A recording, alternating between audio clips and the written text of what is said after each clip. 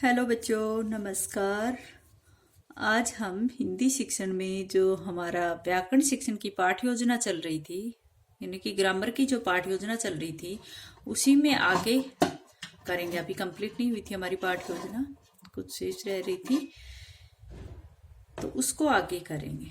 हमने यहाँ तक जैसे कौशलात्मक शिक्षण उद्देश्य यानी कि उद्देश्य कथन था, वहां तक शायद निर्मीकरण चार्ट, और निर्मीकरण चार्ट में मैंने आपको बताया था कि श्यामपट्ट का प्रयोग आपको करना है। श्यामपट्ट पर जो भी आप टॉपिक पढ़ा रहे हो, जो भी आपका प्रकरण है, उसकी परिभाषा और एक दो उदाहरण वगैरह आप श्यामपट्ट पर लिखोगे जब आप पढ़ाओगे, और उसी प्रकार से ये एक छोटा सा ब्लैक बोर्ड बनाकर आपको यहाँ डायरी में चिपकाना है। ठीक है, जिसको निर्मीकरण चार्ट बोला। निर्मीकरण चार्ट का मतलब तो वैसे चार्ट होता है, लेकिन मैंने यहाँ पर श्यामपट्ट का प्रयोग करवाया है, क्योंकि चार्ट मैंने यहाँ पर आपको पहले जो उदाहरण देकर, जो 4 या 5 उदाहरण देकर जो पाठ की शुरुआत करनी है, वहां पर आपको यूज करवा दिया है। इसलिए यहाँ पर आप ब्लैक बोर्ड का प्रयोग करोगे, श्यामपट्ट का प्रयोग करोगे। ठीक है, और इसमें कौशलात्मक में जैसे निर्मीकरण चार्ट की जगह आपने इसको प्रयोग किया, और वहां पर आपने लिखा छात्र परिभाषा अपनी उत्तर पुस्तिका में लिखेंगे। यहाँ पर जो निरीक्षण का कार्य है वो भी साथ साथ में ही हो जाएगा, कि मैडम देखेगी कि जो श्यामपट्ट पर जो कार्य मैंने करवाया वो बच्चों ने अपनी उत्तर पुस्तिका में नोट किया है या नहीं किया है। ठीक है, अब नेक्स्ट जो आपका उद्देश्य कथन आएगा वो है अवबोधात्मक। अवबोधात्मक अवबोधात्मक और जो छात्र अध्यापिका क्रिया में है उसके अंतर्गत आप लिखोगे अभ्यास कार्य। ये अभ्यास कार्य आपको करवाना। ग्रामर का एक टॉपिक पढ़ाने के बाद लास्ट में मैडम क्या करती है, उसका अभ्यास कार्य करवाती है कक्षा के अंतर्गत ही। ठीक है, ये जब आप श्यामपट्ट का कार्य करवा लोगे तो यहाँ पर आपने परिभाषा उदाहरण बच्चों को समझा दिया, तो उसके बाद आप अभ्यास कार्य करवाओगे किसी भी टॉपिक का, चाहे संज्ञा हो, चाहे सर्वनाम हो, चाहे संधि हो या समास हो। ठीक है, तो अभ्यास कार्य में क्या कराओगे, यहाँ पर लिखोगे छात्र अध्यापिका कतिपय शब्दों की संधि व संधि विच्छेद छात्रों से करवाएगी। जब आपने परिभाषा और एग्जाम्पल करवा दिए, उदाहरण करवा दिए, तो इसका मतलब बच्चों को वहां पर समझ में आ गया है। अब आप वहां पर उदाहरण दोगे, किसी भी संधि हो, समास हो, उस जो भी टॉपिक है उसमें से उसी प्रकार का आप बच्चों से पूछोगे कि उस तरह के शब्दों की संधि व संधि विच्छेद, या तो संधि पूछोगे कि इसमें संधि कैसे होगी, या फिर उसका संधि विच्छेद करवाओगे। ठीक है, तो छात्र अध्यापिका कतिपय शब्दों की संधि व संधि विच्छेद छात्रों से करवाएगी।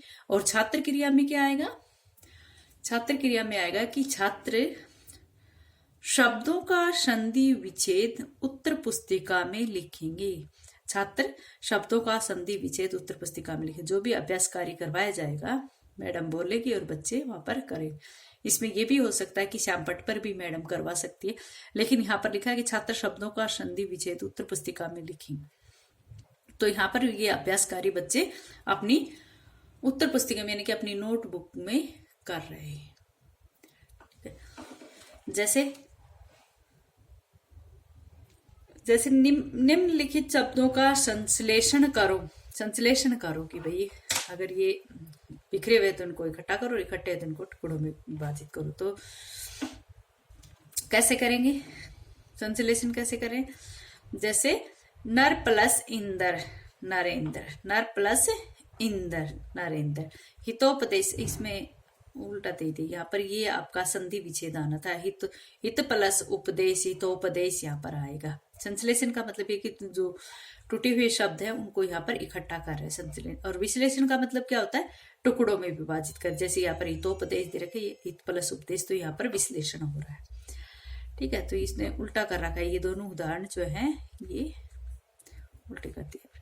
निम्नलिखित शब्दों का संश्लेषण, नर प्लस इंदर नरेंद्र, हितो प्लस उपदेश, हित प्लस उपदेश, हित प्लस उपदेश आएगा, हितोपदेश इधर आ जाएगा। ठीक है, परम प्लस ईश्वर, ये यहाँ पर आएगा, प्लस ईश्वर, तो यहाँ पर आ जाएगा आपका परमेश्वर। ठीक है, इस तरह से।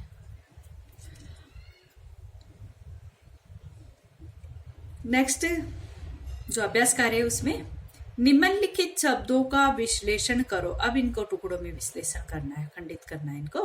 विखंडित करना है। देखो गणेश, गण प्लस इस विद्यार्थी क्रिया में क्या आएगा, छात्र क्रिया में क्या आएगा। यहाँ पर मैडम बोल रही है, मैडम बोल रही है, तो उधर बच्चे क्या लिख रहे हैं, इसका आंसर लिख रहे हैं। गण बोल रहे, गण प्लस इस अभ्यास बोल रहे बच्चे।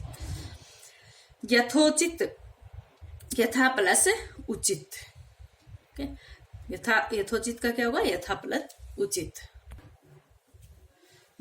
अब आ जाओ नेक्स्ट, यहाँ पर आ जाएगा अपने उद्देश्य कथन में आएगा अभिवृत्त्यात्मक। यहाँ पर बच्चों की अभिवृत्ति किस तरह से चेंज होती है वो मूल्यांकन प्रश्नों के माध्यम से हम पूछेंगे। अभिवृत्ति तो यहाँ पर शिक्षण उद्देश्य कथन में आ जाएगा, और छात्र क्रिया में, छात्र अध्यापिका क्रिया में क्या आएगा, मूल्यांकन प्रश्न, और छात्र क्रिया में क्या आ गया, यहाँ पर आंसर आ गए। ठीक है, तो ये यहाँ पर जैसे 4 से 5 मूल्यांकन प्रश्न जो आपको शाम उस पर जो लपेट फलक होता है उसके ऊपर बना के लाने। ठीक है, तो इस तरह से जैसे इन्होंने करा कि किस पद में गुण संधि है। यहाँ पर जो मूल्यांकन प्रश्न है वो करने का वही तरीका है कि भाई इसमें ऑब्जेक्टिव हो, रोंग राइट हो, फिलअप्स वाले हो, इस तरह भी दे सकते हो। लेकिन यहाँ पर जैसे अपना टॉपिक संधि है तो आप इसको इस तरह से भी दे सकते हो, वरना आप इसमें जैसे रिक्त स्थान की पूर्ति करो, या फिर ऑप्शन वाला हो, एबेसैदे वाला, या रोंग राइट वाला, सही गलत वाला हो, एक अति लघु उत्तरात्मक हो। इस तरह के क्वेश्चन आप मूल्यांकन कार्य में दे सकते हो, मूल्यांकन प्रश्न में मूल्यांकन कार्य में दे सकते हो। ये जो लपेट फलक पर आपको बनाना होता है। सभी को ध्यान रहे कि मूल्यांकन प्रश्न जो भी होते हैं वो हमेशा लपेट फलक के ऊपर आते हैं।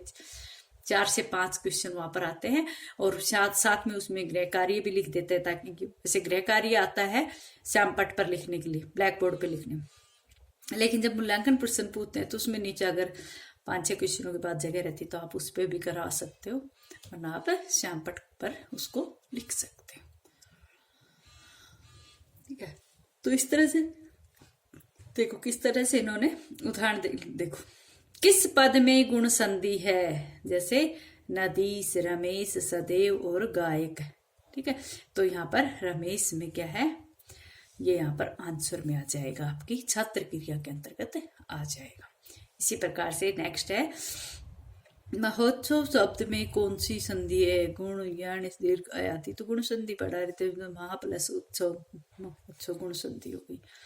सूर्योदय उदय शब्द का संधि विच्छेद करो, सूर्य प्लस उदय, इस तरह से आप दे सकते। इसने पहले ऑप्शन वाले दे दिए, दूसरा इसकी संधि करवा के पूछ लिया।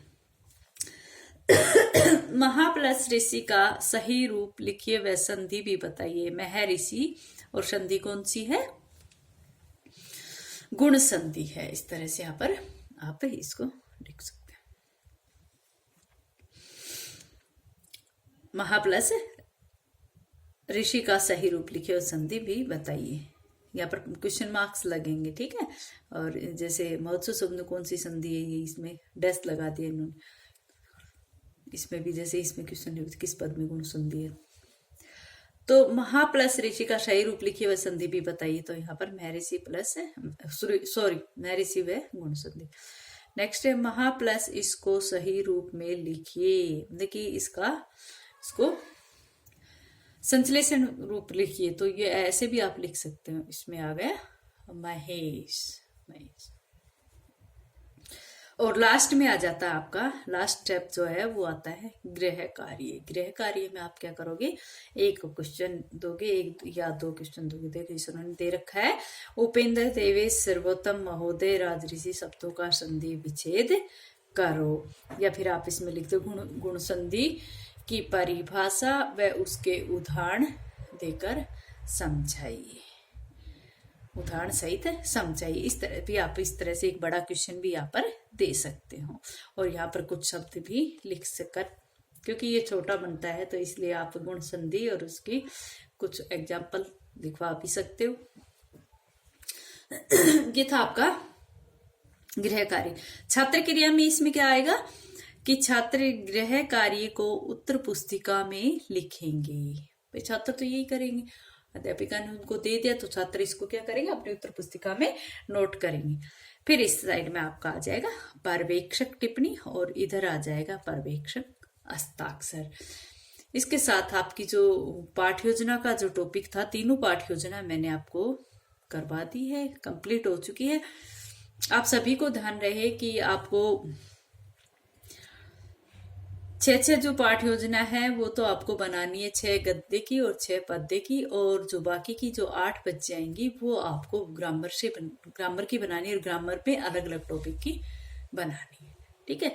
अच्छा बच्चों, आज इतना ही।